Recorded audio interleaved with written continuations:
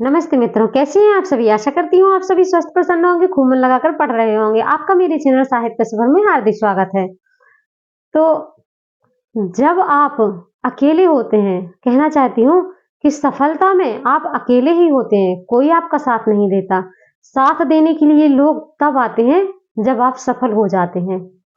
हाँ, जब आप सफल हो जाते हैं तभी आपका साथ देने के लिए लोग आपके साथ आते हैं। तो जब आपको अकेले ही संघर्ष करना है, अकेले ही अपने लक्ष्य को प्राप्त करना है, आपकी सहायता कोई नहीं करने वाला, तो आप इसमें किसी और का इंतज़ार क्यों करते हैं? कि कोई बाहर से आए, मुझे मोटिवेट करे, मुझे पढ़ने के लिए प्रेरित करे। आप इन सब बातों का ध्यान क्यों रखते हैं? मैं कहना चाहूँगी कि आपको अपनी पढ़ाई के लिए अभी समय है, अभी वर्ष 2024 आने वाला है, ये समय बहुत ही सुनहरा अवसर है आप सभी के लिए, इसमें बहुत सारी वैकेंसी निकलेंगी और आप सभी जिसने भी अपना जो लक्ष्य बनाया है, आप उनको प्राप्त करना चाह रहे होंगे और यह बहुत ही सुनहरा अवसर है। आप इसमें इतनी मेहनत करिए कि आपको एक सीट ज़रूर मिल जाए। क्योंकि यह समय दोबारा नहीं आने वाला। ये जो वक़्त है उसको पकड़ के अपनी मुट्ठी में रखना होगा। जब हम ऐसे पढ़ाई करेंगे, इस दृढ़ संकल्प से पढ़ाई पढ़ाई करेंगे, तो हमारी सफलता निश्चित ही हो जाती है। सभी मित्रों को एक बार फिर से बताना चाहूँगी कि जो भी मित्रगण आलस्य कर रहे हैं कि अभी पढ़ने का मन नहीं है, बाद में पढ़ लेंगे, अभी ये काम है, अभी वो काम है, बहुत हो गए दुनियादारी के काम, बहुत कर लिए सबके काम, अब तो बंद करो, अब तो जाग जाओ, क्योंकि अभी समय है। आप यदि समय रहते हुए अपने लक्ष्य को प्राप्त नहीं कर पाए, मान लीजिए आपने स्कूल से लेकर कॉलेज तक की पढ़ाई की है, इतनी सारी डिग्रियां आपने प्राप्त कर ली हैं, लेकिन सब कुछ क्या एक साइड रखने के लिए प्राप्त की हैं? खुद से सवाल करिए। हाँ मित्रों, खुद से सवाल करिए। अब समय आ गया है कि अब हमें अपने आप से सवाल करना है, क्योंकि हमने सबके लिए बहुत समय दे दिया है। हम सबके लिए बहुत कुछ कर चुके हैं, अब हमें अपने लिए कुछ करना है। एक बार हम सफल हो गए, तो सभी लोग हमारा जो है सम्मान एक बहुत बड़ी चीज़ है और सिर्फ़ सम्मान का मतलब ये नहीं है कि आप यदि पढ़ेंगे तो ही आपको सम्मान मिलेगा। सम्मान से मतलब ये है कि आप अपनी पढ़ाई को सम्मान दिलवाएँ। क्योंकि हमको घर परिवार में रहते हैं तो सम्मान सभी को मिलता है, लेकिन जो हमने पढ़ रखा है, जो हमारे पास डिग्रियाँ रखी हैं, हमें वो रखनी नहीं है, क्योंकि हमें उनमें दीमक नहीं लगवानी है। हमें उन पढ़ाई के बल पर उन डिग्रियों को भी सम्मान दिलवाना है। तो अब बात आ गई है हमारी सम्मान की। इसलिए क्योंकि हम देखिए, जब आप शुरू से पढ़ाई करते हैं, स्कूल जाते हैं, कॉलेज जाते हैं, एक-एक दिन आपके परिवार वाले कितना परेशान होते हैं कि अरे बच्चा पढ़ रहा है, ये कर रहा है, वो कर रहा है, कोई भी काम नहीं करवाते। आप जब कॉलेज जा रहे हैं, कह देते हैं मेरा पेपर है, ये है, वो है। घर पे कोई भी कोई काम करने के लिए बिल्कुल नहीं बोलता है, क्योंकि जब आप उतने समय के लिए, जब तो आपको सिर्फ पास होना होता है, उसके लिए आप इतनी मेहनत करते हैं, घर का सारा कार्य बंद कर देते हैं, पढ़ाई करना शुरू कर देते हैं और वो डिग्रियाँ आपके हाथ में आ भी जाती हैं। चलिए मान लीजिए वो डिग्रियाँ आपके हाथ में आ भी गई हैं, लेकिन अब हमारी मेन परीक्षा होनी है। उन परीक्षाओं में तो पास होना आसान सी बात है। चलिए उनका टॉपिक जो होता है, सिलेबस थोड़ा-सा होता है, तैयार करने के बाद जल्दी से पेपर हो जाते हैं और वहीं से क्वेश्चन आते हैं जो सिलेबस दिया जाता है। लेकिन मेन परीक्षा जो होती है, वह तो हमारा अब होना है। वह परीक्षा का समय तो अब आया है, क्योंकि ये जो परीक्षाएँ हैं, जो हमने अपनी लक्ष्य उन डिग्रियों के माध्यम से, जो हमने अपना एक लक्ष्य निर्धारित कर रखा था कि मैं ये सब डिग्रियाँ हासिल करने के बाद इस मुकाम पर जाऊँगी। मेरे कहने का मतलब है कि अब वो मुकाम पाने का जब समय आ गया, तो आप लोग आलस्य कर रहे हैं। आलस्य को त्याग दीजिए, क्योंकि अभी तक आपने जो पढ़ाई करी है, अब उससे 4 गुना ज़्यादा पढ़ाई करने की आवश्यकता है। और जब इतनी अधिक पढ़ाई करने की आवश्यकता है, तब आप लोग दुनिया के कार्य में विध जाते हैं, अपने आप को उलझा लेते हैं और अपने पढ़ाई को जैसे कि साइड में रखते जा रहे हैं। तो ऐसा करना बंद करिए।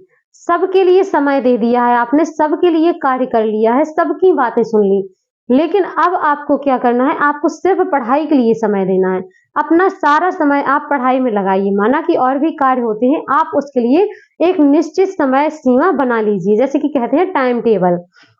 आप अपना एक टाइम टेबल बना लीजिए और एक मार्गदर्शन के द्वारा अपनी पढ़ाई स्वयं करिए। मार्गदर्शन इसलिए बोल रही हूँ क्योंकि आप अपना जो पढ़ाई कर रहे हो, वो है अपनी पढ़ाई का आकलन करिए। आप प्रतिदिन पढ़ाई करिए और सप्ताह में 1 दिन उस पढ़ाई का अपने आप से कोई आपको गाइड करने के लिए अलग से नहीं आएगा, क्योंकि अब आपने बहुत सा इतना नॉलेज ले लिया है, इतनी डिग्रियां प्राप्त कर ली हैं कि अब आपको वह अनुभव आ गया है कि आप अपना आकलन खुद ही कर सकते हैं। तो मैं तो कहना चाहूंगी, जैसे मैं करती हूँ, आप पूरे सप्ताह के 6 दिन पढ़िए और 7वें दिन अपना आकलन स्वयं करिए। आप देखिए कि आपका आकलन करने के बाद आपका ग्राफ ऊपर जाता है या नीचे आता है। आपने जो चीजें आप देखेंगे, आपको जो चीजें पहले आ रही थी लेकिन आप उनमें कंफ्यूज थे, वह अब क्लियर हो गई हैं। होता है ऐसा, वैसा होता है। यदि आप मेहनत करेंगे तो आपके साथ ऐसा होने लगेगा। लेकिन आप यदि सोचेंगे कि मैंने तो वह चीजें, वह टॉपिक ये पढ़ रखा था, वो पढ़ रखा था, लेकिन जब भी प्रश्न आ जाता है तो आपसे कुछ भी नहीं पढ़ता, कुछ भी नहीं बनता है। कहते हैं ना कि किताब का एक एक पेज याद हो जाता है लोगों को। कैसे हो जाता है, आप एक बार सोच के तो देखिए, टेक्निक लगाइए कि कैसे हो जाता है किताब का एक एक पेज। तो मित्रों, आप सभी को बताना चाहूंगी, किताब का एक एक पेज याद नहीं होता, हमें उनके लिखे लिखे एक एक शब्द भी याद होने चाहिए। किताब के लिखे एक एक शब्द भी याद होने चाहिए, क्योंकि जब भी आप पढ़ें तो उनको इतनी लगन, इतनी तल्लीनता से पढ़िए कि आपको शब्दों के साथ साथ पेज नंबर भी याद हो जाएगा। जब आप अपनी पढ़ाई को इतना महत्व देने लगेंगे और उसको अपने जीवन की दिनचर्या में उतार लेंगे तो आपको किताब का एक एक पेज भी याद हो जाएगा। मेरे कहने का मतलब है, जब आप इतनी संघर्ष करके अपनी पढ़ाई को रखेंगे तो आपकी एक सरकारी जॉब पक्की है। और सभी मित्रों को फिर से बताना चाहूंगी कि इस नए साल में आपके लिए बहुत ही सुनहरा अवसर है, इसलिए मेहनत करते रहिएगा। कहने को तो आपने बहुत सारी किताबें पढ़ ली, बड़ी मोटी मोटी किताबें पढ़ ली, पर क्या आपको उनका कुछ याद है? नहीं होता है। इसलिए नहीं होता क्योंकि आप लोग क्या करते हैं, जल्दी से सरसरी निगाह से एक बार देखते हैं और तुरंत पेज पलटते जाते हैं, आगे देखते जाते हैं। हो सकता है कि कुछ टॉपिक आप लोगों ने याद किए होंगे तो आपको याद हो जाएगा, लेकिन जब कोई प्रश्न आपसे पूछा जाता है तो आपसे वह नहीं बनता। आपको ऐसी पढ़ाई बिल्कुल भी नहीं करनी है। यदि आपको कोई कठिन टॉपिक लग रहा है तो आप उसको देखिए कि यह मुझे याद क्यों नहीं हो रहा है, आप उसको बहुत अच्छे से याद करिए। जैसे कि आपको बताना चाहूंगी, यदि आप घर से ही ले लीजिए, यदि आप कमरे में एक बार झाड़ू लगा चुके हैं और उसमें दोबारा से झाड़ू लगाएंगे तो वो कचरा निकलेगा। आप घर में तीसरी बार झाड़ू लगाएंगे, फिर से कचरा निकलेगा।